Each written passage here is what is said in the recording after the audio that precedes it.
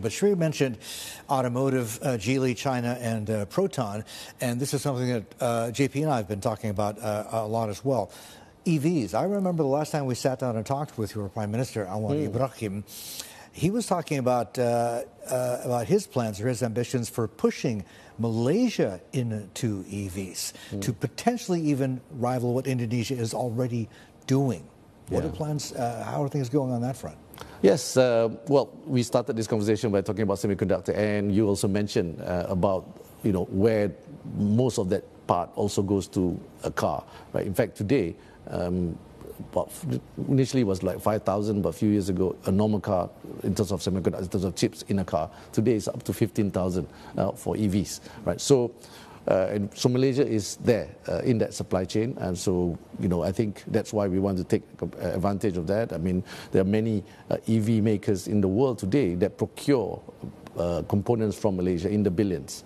So we want, and they also want to realign the supply chain to ensure that security of supply chain, resiliency of the supply chain is there. So they are coming closer to Malaysia, and we are inviting many EV makers to come. It's basically this iPad of mine here. I mean, is on four wheels, right? The most recent one, and the most high profile, obviously, is Tesla, right? They actually beat Indonesia to the punch because they said, look, we're going into Malaysia first, although it's just so far sales, right? But obviously the hope further down the line is I guess, further vertical integration. Yes.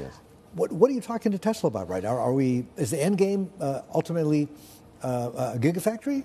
The end game is it assembly or what is it with Tesla? Yes. First of all, we're not in competition directly with Singapore, Indonesia, and because there will be positive spillover. We've seen the FDI coming to this region up by 5% a year ago, although the global FDI has been down 12%.